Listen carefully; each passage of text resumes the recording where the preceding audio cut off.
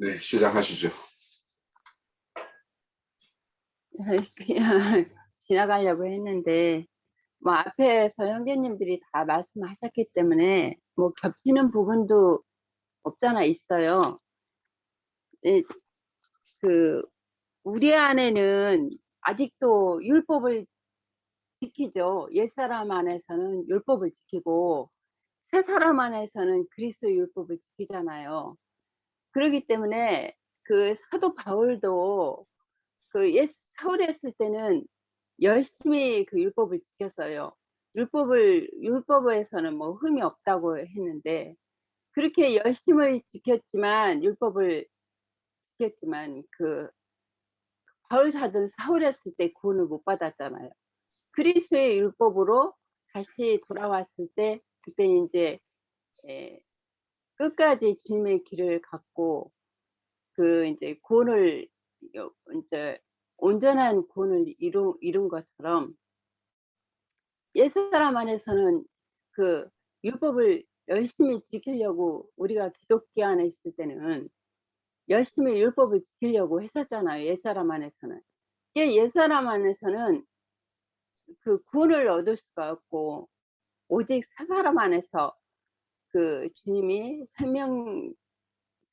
생명으로 우리 안에 들어오셨을 때 죽은 양심이 살리심을 받고 주님의 그 생명으로 살아갈 때만이 온전한 구원을 이룰 수 있다는 것을 이제 정말 더 한 번 더 깨닫게 되고 이게 그 노마서 오늘은 두 돌판에 대해서 말씀하셨고 첫 번 거는 깨트리고 두 번 거 그 둘판을 이제 모세에게 만들어 오라고 그런 그 주님이 명령을 하셨잖아요. 여기에서 조금 느낀 것은 노마서 그 3장에 보면은 3장 26절에요. 예, 한 군데만 보고 끝낼게요.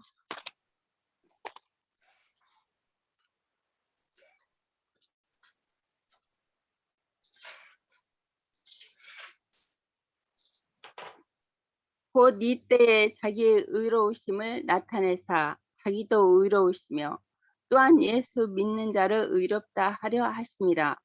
그런즉 자랑할 데가 어디냐 있을 수가 없느니라. 무슨 범으로냐 행위로냐 아니라 오직 믿음의 법이니라. 그러므로 사람이 의롭게 하심을 얻는 것은 율법의 행위에 있지 않고 믿음으로 되는 줄 우리가 인정하노라. 하나님은 다만 유대인의 하나님이시냐 또한 이방인의 하나님은 아니시냐. 진실로 이방인의 하나님도 되시느니라. 할례자도 믿음으로 말미암아 또한 무할례자도 믿음으로 말미암아 의롭다 하실 하나님은 한 분이시니라. 그런즉 우리가 믿음으로 말미암아 율법을 파괴하겠느냐? 그럴 수 없느니라. 도리어 율법을 굳게 세우느니라. 여기 그 31절 말씀에는 그래 그리스도의 율법을 말씀하시는 거잖아요.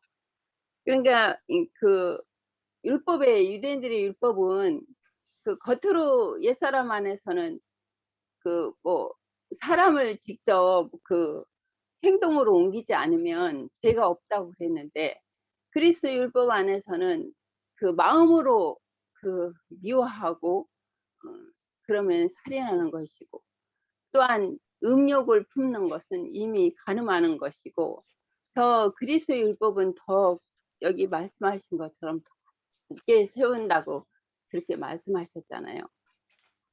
그래도 우리도 지금 아직은 갈 길이 멀고 정말 온전하고 완전한 그 그리스도의 생명으로 자라지 못했기 때문에 아직은 우리 흠도 많고 점도 많고 아직은 그런 것 같아요. 그래서 제가 깨달은 거는 느낀 거는 여기까지예요. 여기까지 하겠습니다. 네. 또 다른 분, 박영재님. 네. 오늘 출애굽기 34장 말씀은 실제로 그 히브리서 9장에서 인용하고 좀 가깝게 해. 마이크 가깝게. 네. 그 출애굽기 34장 말씀은 그 히브리서 9장에서 재해석을 해주고 있다고 보여집니다. 출애굽기에서 보면은 모세가 처음에 첫 번째 그 돌판을 받아가지고 깨졌다라는 이 부분은 유언한 자는 인자 예수 오셔가지고 하나님이 그 법을 만드신 거니까 하나님께서 인간의 모습으로 오셔서 인자 예수 오셔가지고 십자가에서 죽어야지만이 첫 번째 돌판이 깨지는 것을 상징하고 있다고 보여지고요. 두 번째 돌판은 그 영으로 다시금 이제 새롭게 제자들과 체결하는 그런 모습을 갖다 보여주는 것으로 생각이 들었습니다. 히브리서 9장에서는 이 사건을 갖다가 34장의 사건을 갖다가 얘기를 하면서 피 없이는 그 언약을 세울 수가 없다라고 했습니다. 그러나 인간은 모두 다 죄인이기 때문에 죄 없으신 하나님만이 그 하나님의 피만이 오직 그 언약을 체결하실 수 있는 화목제물이 되실 수가 있다라고 보여집니다.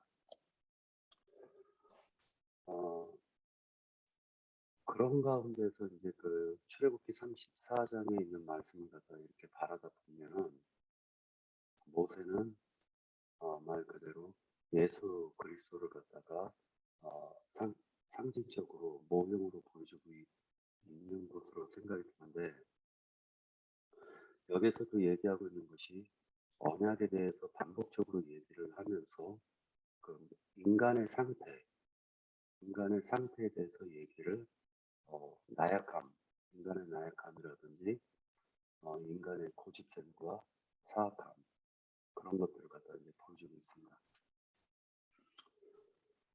그런데 이제 그 한 가지 이제 우리가 저번 때도 얘기했던 것처럼 7절에 보면 출애굽기 34장 7절에 보면 인자를 천대까지 베풀며 악과 과실과 죄를 용서하리라. 그러나 벌을 면제하지는 아니하고 아버지의 악행을 자손 3, 4대까지 보응하리라. 이 말에 대한 것은 좀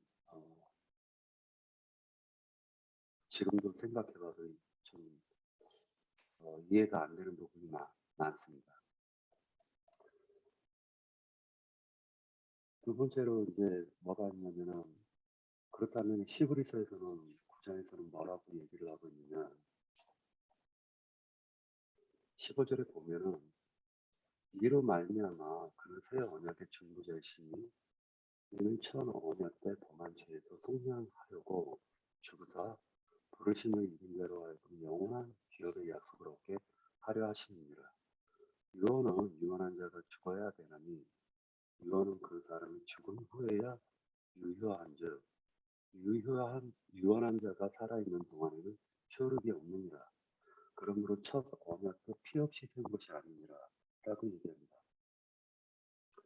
임시 방편으로 염소의 피 또는 무슨 송아지의 피 가지고 언약을 체결했지만 그것은 오직 하나님께서 무후만 그 피만이 언약의 효력을 발생할 수가 있다라는 것을 우리들에게 알려주고 있습니다.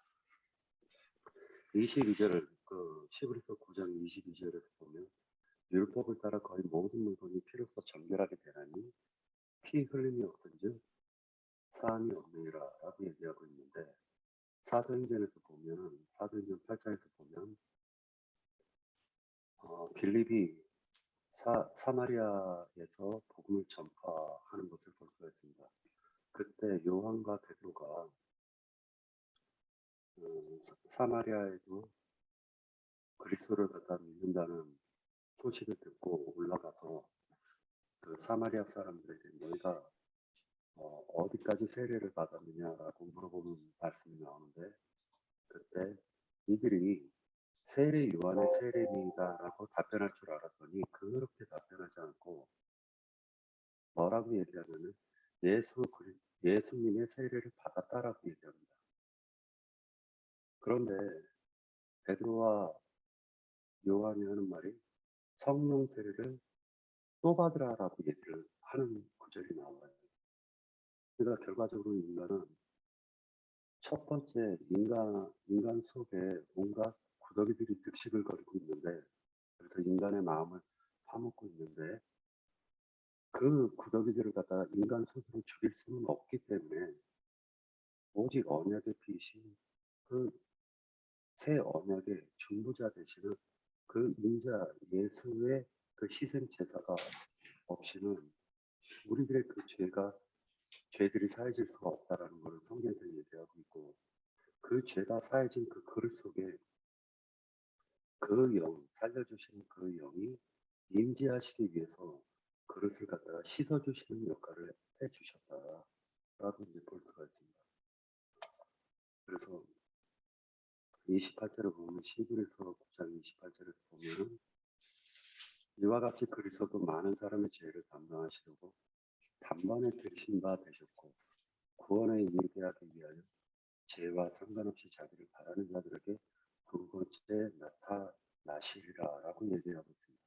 그러니까 결과적으로는 출애굽기 34장은 시브리서 9장에서 해석을 갖다 재해석을 갖다 해주고 계시다라고 이제 보여주고 있습니다. 그렇다면 이제 한 가지 생각해야 될 부분은 뭐냐면, 아까 이제 출애굽기 34장 7절에서 보면 1000배까지 베풀어서 인자, 즉 하나님의 인애와 인자를 갖다가 1000배까지 베풀어 주시겠다라고 얘기를 하시면서, 그러나 벌은 면제하지 아니하겠다 이렇게 얘기하고 있어요. 그래서 아버지의 악행을 자손 3, 4대까지 보응하겠다라고 얘기하고 있습니다. 그러면 우리는 여지껏 예수님의 그 보혈의 피로 말미암아 우리의 모든 죄가 사함을 받았다라고 생각을 했는데, 그러나 그 벌에 대한 대가는 하나님이 그거에 대해서는 책임을 묻겠다라는 뜻으로 우리는 받아들여야 되는 것이 7절의 말씀이 합당하게 해석하는 것인지, 그 부분에 대해서 한번 생각하고 싶습니다. 예, 마치겠습니다. 박영재님, 다음에는 그 마이크 볼륨 소리를 좀 한번 사전에 이렇게 테스트를 해보고 해야 될 것 같아요. 너무 소리가 적어가지고. 예, 우리 리나 자매님. 네, 저는 앞서서 형제 자매님들 많이 증거들 하셨는데, 제가 또 나름대로 좀 부담이 있는 것을 교통하겠어요. 저는 여기에 1절에 돌판 둘을 처음 것과 같이 다듬어 만들라 하는 것은, 돌판이라는 것은 우리의 심령을 상징하는 것이고, 다듬는다는 것은 우리의 마음을, 우리의 심령을 다스려서 그 주님의 말씀을, 하나님에게 계명을 다시 받을 수 있도록 준비하라는 그런 의미가 아닐까 하는 것으로 생각이 되어져요. 그랬기 때문에 그래서 그 밑에 바로 아침까지 준비하고 하는 것이 우리의 마음을 다 정결하게 하고 깨어져 있는 상태에서 주님의, 하나님의 그 계명을 받을 그런 준비를 하라는 것이 하나님의 명령이 아니셨나 하는 것으로 생각이 되어지고요. 그 밑에 그 3절에서 보면은 모든 그 양과 소나 또 아무도 오르지 못하게 하는 그런 것도 우리가 출애굽기 19장에서 본 것처럼 우리를 다 정결하게 하고 하나님의 어떠하신 거룩하심에 우리가 합당하게 그 준비를 해야 되는 그 환경이라든가 모든 것, 또 우리 자신들도 하나님의 거룩하심에 합당하게 우리가 정결함을 갖추어야 되는 그러한 것을 하나님께서 구하시는 것이 아닌가 하는 것으로 생각이 되어져요. 그리고 또 이제 거기에 이제 그래서 이제 돌판을 받아갖고 하나님께서 먼저 하시는 것이 여호와의 이름을 선포하시는 것이 나오지요. 근데 여호와의 이름을 선포하시는 것이 곧 그 6장에 나오는 것에 여호와라 여호와라 자비롭고 은혜롭고 노하시기를 더디하고 인자와 진실이 많은 하나님이다. 그 자체가 여호와의 이름인 것이지요. 여호와의 어떠하심. 그래서 그러한 하나님의 그 성품을 우리에게 다시 다짐을 주신다 생각을 해요. 계명을 주심과 동시에. 그랬기 때문에 그 저기를 계명을 우리가 받아들이지 않고 빗나갈 때에는 하나님께서 우리에게 벌하시는 것이 또 그 다음 7장에 나온다고 생각이 되져요. 그랬기 때문에 인자를 천대까지 베풀며 하나님의 계명을 지키고 저기를 하는 것에 있어서는 그렇게 오랫동안 하나님께서 인자를 베푸시고 저기를 하지만 악과 과실과 죄를 용서하리라. 그러나 벌을 면제하지 아니하고 하셨는데, 악이라는 것은 육체에서 나온 모든 더러운 것이 악이라 생각이 되어지고, 과실은 그 악으로 인해서 행하지는 어떠한 행위들, 그런 것이 또 과실이라고 또 볼 수가 있을 것 같아요. 그리고 죄라는 것은 하나님의 말씀에서 빗나간 모든 것이 다 죄가 되겠죠. 그렇기 때문에 그러한 것은 용서를 하시는데 거기에 조건이 있는 것이 하나님께서 계명을 주신과 동시에 또 거기에 대한 벌을 우리가 앞에서 쭉 봐왔던 것처럼 어떠한 벌을 내리시겠다는 것을 또 우리에게 또 말씀해 주셨잖아요. 그래서 벌을 면제하는 것은 아니하시겠다 하셨어요. 그러니까 하나님 우리가 잘못을 샀을 때에는 반드시 거기에 응제, 그러니까 벌을 가하시는 그것이 따른다 하는 것이 우리가 다 준비를 하고 있어야 될 우리의 자세라고 생각이 되어져요. 그래서 아버지의 악행을 자손 3, 4대까지 보응하리라 하는 것이 그만큼 하나님께서는 중하게 여기신다. 그것을 중하게 여기셔서 3, 4대까지 그것을 보응하리라 그렇게 이게 표현을 그렇게 하신 걸로 생각이 되어져요. 그리고 그래서 그런 말씀을 다 하실 때에 모세가 땅에 엎드려서 하나님께 경배를 하면서 주의 기업으로 삼으소서 하고 이제 또 이렇게 애청을 하는 것이 나오는데, 땅에 엎드려 경배를 한다 하는 것은 거룩한 분에게 하는 어떠한 표현이라고 생각이 되어져요. 하나님의 거룩하심에 보답하는 그러한 자세라고 생각이 되어지고,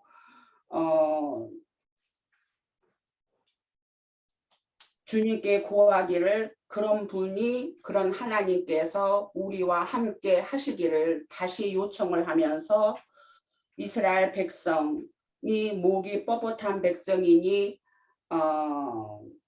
모든 것을 악과 죄, 아까 앞서서 말한 것처럼 육체적인 모든 생각과 행위와 모든 그 악한 것들과 하나님의 말씀에서 벗어난 것을 용서해 주시기를 구하면서 여전히 이스라엘 백성을 버리지 말고 기업으로 삼아 주시자고 애청을 하는 그것이 또 중보자로서의 그 본을 하는 그것 모세의 어떠함을 또 보게 되고요.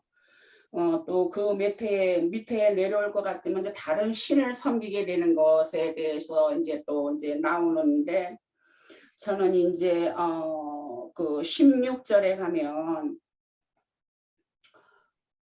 내가 그들의 딸들을 내 아들들의 아내로 삼음으로 그들의 딸들이 그들의 신들을 음란하게 섬기며 내 아들들에게 그들의 신들을 음란하게 섬기게 할까 함이라 하는 그 말씀에서 그 창세기 6장에서 보면은 땅에 사람들이 번성을 하니 하나님의 아들들이 사람의 딸들의 아름다움을 보고 자기들이 좋아하는 모든 여자를 아내로 삼았다 하는 그 말씀이 생각이 났어요.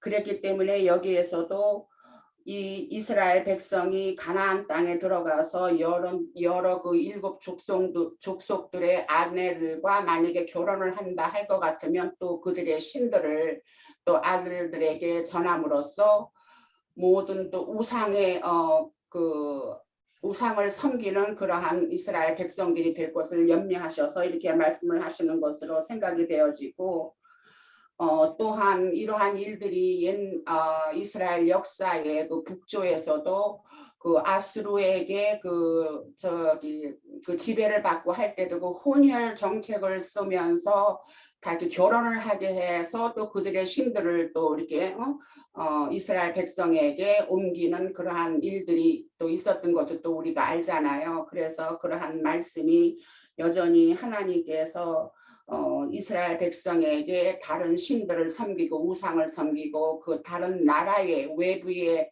족속들의 그 신들이 그 이스라엘 백성들에게 퍼지는 그러한 것을 우려하는 하나님의 마음이 만져지고 했습니다. 네, 여기까지예요. 네. 또 증거 주실 분 계세요?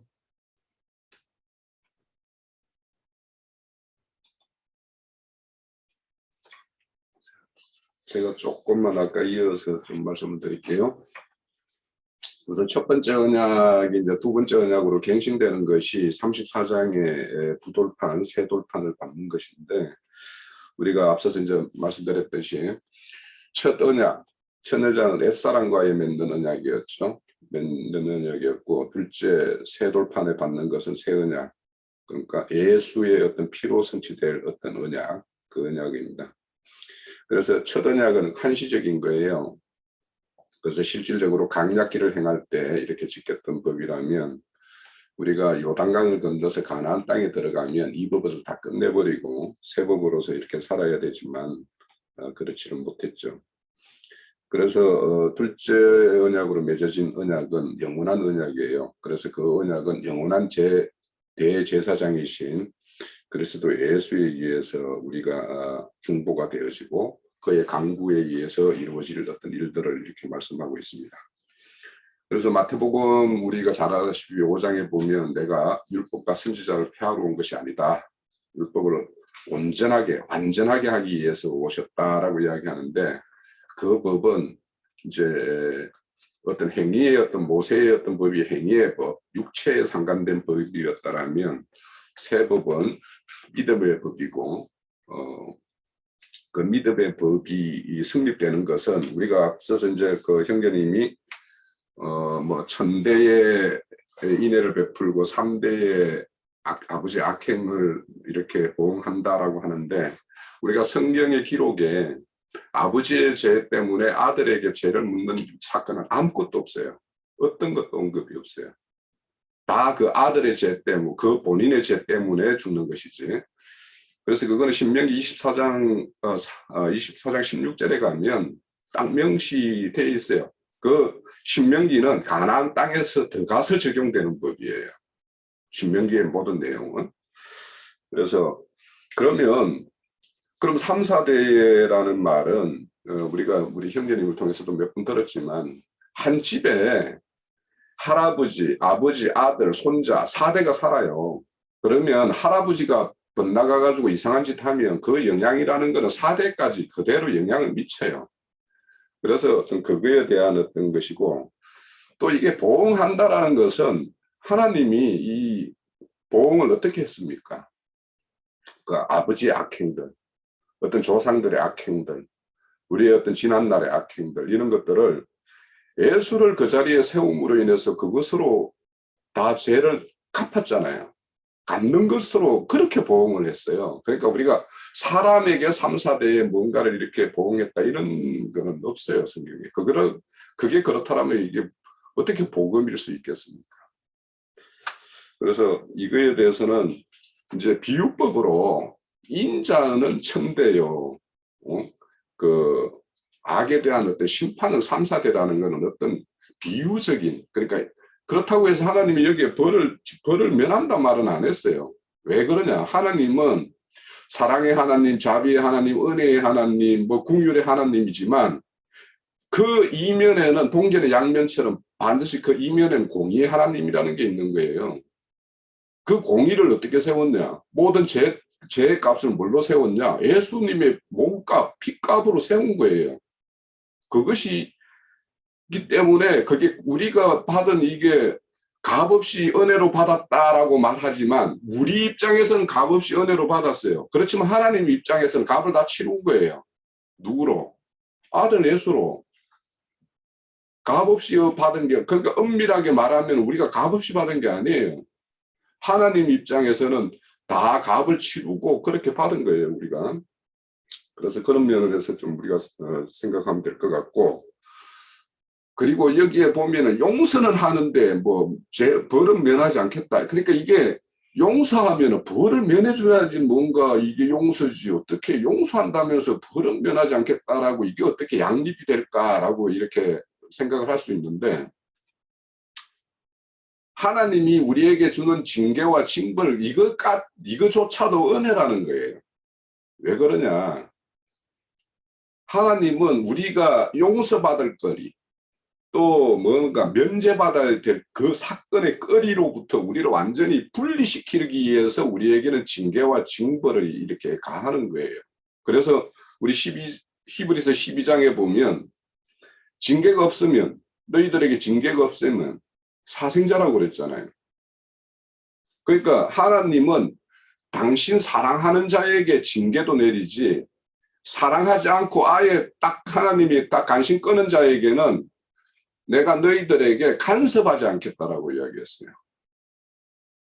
그러니까 우리가 간섭을 한다라는 것은 하나님이 나와 함께 한다라는 어떤 증거이고, 내가 뭔가 좀 내 마음에 캥키는 짓을 할 수 있잖아요. 그랬을 때 딱 그 뭔가 딱 뭔가 징계라고 생각되는 뭔가가 딱 왔을 때, 아, 그렇지. 내가 그래도 하나님의 아들이 맞는갑다. 그런 걸 가지고 우리는 확인도 하는 거예요. 그래서 이 용서와 징벌에 대한 거, 이런 것들도 우리가 이제 좀 생각을 해봐야 되는데, 우선 그 위에 돌판을 주기 전에 여호와 이름을 선포한다라고 이야기하죠. 3절에 보면은 이제 우양도 이렇게 가까이 하지 마라 하는 것은 거기 하나님 임재 처소이니까 거룩한 곳이니까, 우리가 33절에 내가 너희들과 함께 하지 않겠다라고 말씀하신 이유는, 내가 거룩하지 않은 너희들과 함께 하다가 내가 일순간에 너희들을 쳐서 진멸할까 해서 내가 너희들과 함께 하지 않겠다라고 했는데, 모세의 어떤 강구에 의해서 그래 내가 함께 갈게 이렇게 이제까지 된 거죠. 그렇지만 이제 지금 언약, 새로운 어떤 두 돌판을 밟는 언약이 이루어지는 그 산에 다른 누구라도 우양도 내 앞에서 먹이지 말으라고 하는 것은 거기는 거룩한 처소예요. 그러니까 우리가 뒤에 이렇게 가면은 내가 하나님의 어떤 은혜와 은총을 받은 증거로서 하나님 나와 동행해 주시고 내 죄를 사해 주시고, 또 우리 목이 곧은 백성이지만 이들을 하나님의 어떤 기업으로 삼아 주세요, 이런 기도를 해요. 그러면 동행을 한다라는 것, 하나님과 이 동행을 한다라는 것은 우리가 진정 우리가 거룩함을 이루고 거룩함에 참여하지 않으면, 우리가 소원은 동행하는 게 하나님이 우리와 동행하는 걸 소원하지만 실상은 우리가 그런 상황이면 하나님이 우리와 동행할 수가 없어요. 그러니까 이런 걸 보더라도 우리가 하나님과 동행하고 그분과 함께 한다라는 것은 우리의 어떤 거룩이라는 부분에 대해서 우리가 심사숙고할 부분이 있죠. 자, 아까 이제 그 징벌에 대해서, 악에 대해서 3, 4대 징벌하겠다라는 거, 그거는 우리 로마서 3장 24절, 25절에 가면, 그리스도 예수 안에 어떤 속량함으로 말미암아 우리가 은혜로 값없이 받았다라고 하는데, 그 25절에 바로 이어서는 뭐냐면 예수를 하나님이 그의 피로 말미암아 하목제로 이렇게 세웠다라고 하는데, 이 하목제가 아니에요. 이거는 속죄제입니다. 이거는 곤쳐야 돼요.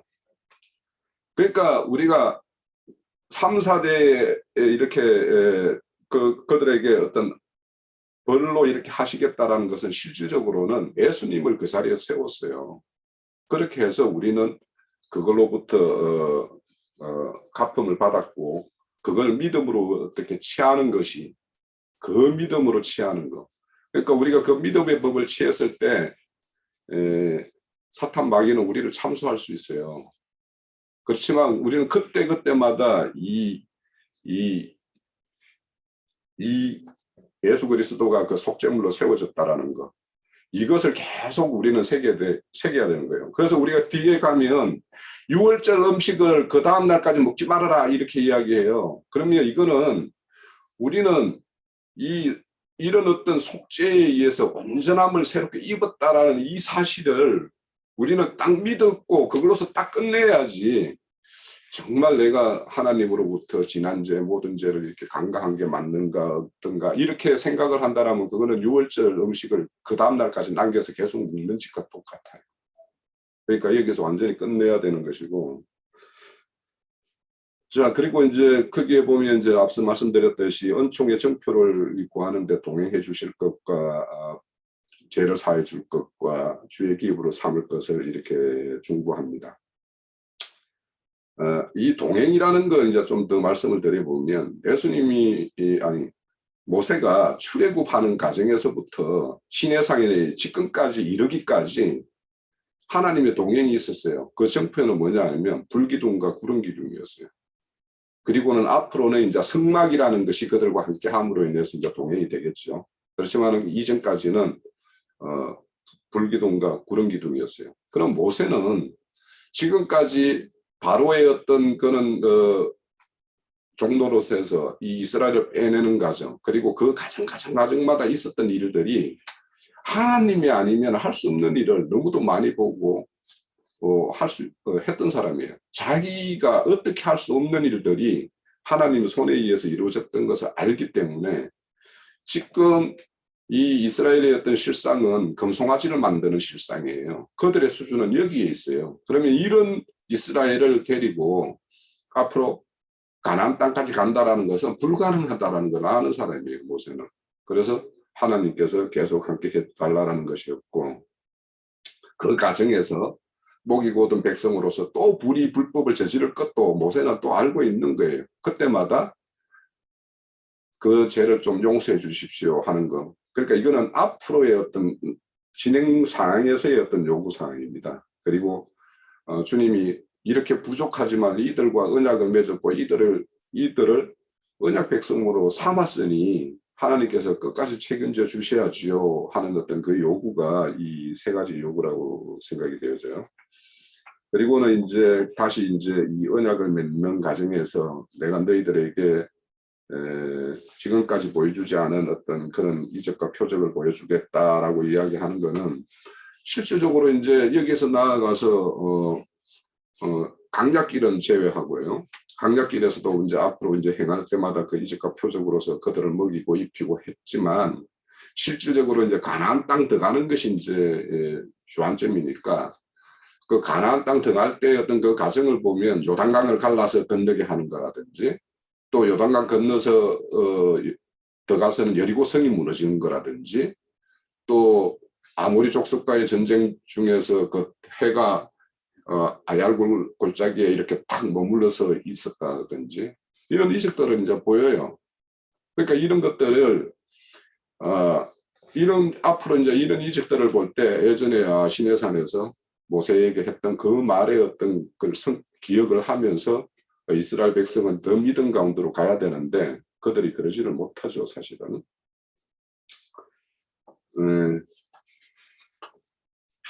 그래서 여기에도 보면은 이제 가나안 땅에 들어가면 그들이 행할 것에 대해서 이제 여러 가지 말씀을 이제 10절에서부터 쭉 이제 17절까지 쭉 이야기하는데 하나만 이제 좀 생각을 해볼 것은 이 가나안 족속에 대해서 우리가 어떤 이해를 가져야 될까? 가나안 족속. 저는 여기에는 두 가지의 측면이 있다고 봐요. 우리 각자 안에 있는 가나안 족속이 있어요. 이거 처리해야 돼요.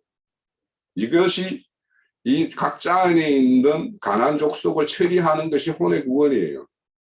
우리가 혼의 구원들 말하는 것들을 이 가나안 족속에 어떤 이렇게 접목시키면 그렇다는 거예요. 그리고는 두 번째는 우리의 싸움은 혈과 육에 대한 싸움이 아니고 통치자의 권세와 어둠의 어떤 주관자들, 또 악한 영들의 어떤 역사, 이런 것들과의 어떤 싸움이다라고 이야기를 하죠. 그러면 이 가나안 족속이라는 건 우리 두 가지 측면이 다 있는 거예요.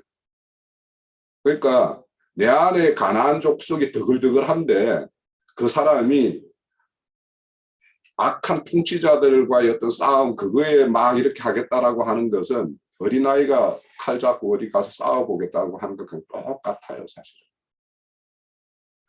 그러니까 우리는 이런 어떤 우리의 어떤 온전함, 우리의 어떤 성전의 어떤 재료로서 이렇게 다듬어지고 이렇게 하는 측면과 성전의 어떤 이루는 문제, 이 두 문제를 동시에 이렇게 생각을 해야 될 어떤 우리의 신앙의 어떤 과정이다. 저는 그렇게 생각을 하고요. 그리고 이제 가나안 족속들과 가가지고 이제 그들과 언약을 새기지 말아라 이렇게 이야기하는 것은 우리가 이 솔로몬의 타락 과정을 보면 우리가 좀 잘 알 수 있어요. 처음에는 물자가 서로 필요하니까 서로 물자 교환을 했어요. 그렇게 하면서 서로의 어떤 유익이 있었죠. 그것이 이제 확인됐어요. 눈에 보이는 어떤 그런 유익이 이제 서로 알게 된 거죠. 그러고는 그게 지나면은 나중에는 군사적인 어떤 동맹 관계를 맺어요. 항상. 그리고 이제 거기에는 서로 힘 있는 자에게 어떤 조공을 바치거나 뭐 이런 관계가 될 수도 있겠죠. 속국이 되거나. 그렇게 되고 그것이 이제 완전히 고착화시키기 위해서는 서로 정략적인 결혼을 해요.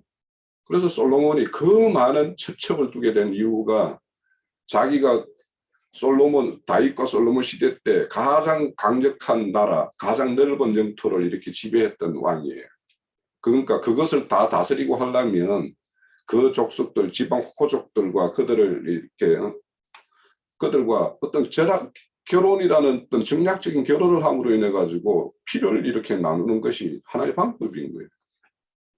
그러면 피를 섞게 되면 반드시 이제 그들의 신들도 이제 섞이게 되죠. 그래서 아까 우리 니나 자매님 말씀하신 대로 우리 요즘에 사무엘 열왕기 하에 보면 사마리아가 망했을 때 사마리아인들은 저 메소포타미아 지역으로 이렇게 이주시키고 또 거기 있는 사람을 사마리아 땅으로 이렇게 옮겼어요. 그래가지고 혼인이 되고 그들이 올 때 신을 가지고 들어오고 그렇게 하니까 그들의 신도 섬기고 여호와 신도 섬기더라 이렇게 되어 있어요. 그런데 거기에 보면 그들의 섬김이 오늘까지 계속되더라 이렇게 이야기하는데 그 오늘까지가 이 시간까지도 계속되고 있잖아요. 그게 모든 사람들의 어떤 신앙이.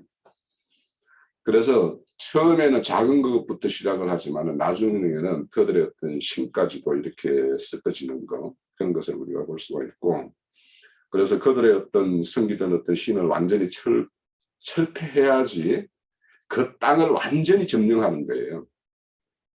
우리 민수기 33장에 보면 또 너는 언주민을 다 몰아내고 거기에 보면 다 몰아내고 석상과 부어 만든 우상을 다 깨뜨리고 네? 그리고 그들의 산당을 다 헐고 그리고 그 땅을 점령하고 거기에 거하라 이렇게 이야기해요. 그러니까 그 땅을 점령한다라는 것은 그들의 어떤 사람을 몰아내고 그들의 어떤 신을 몰아내고 그렇게 했을 때 그것이 완전히 점령이 되는 거지. 그걸 못한 그 결과로 결국에는 북이스라엘은 망했고 남유다는 바벨론으로 포로로 잡혀가는 사건으로 이렇게 연결돼요. 지금 오늘날 일반 어떤 기독교 신앙이나 이런 데에서 보면 그들이 왜 어디에 잡혀가 있나요 지금? 거의 바벨론 성에 잡혀가 있잖아요. 왜?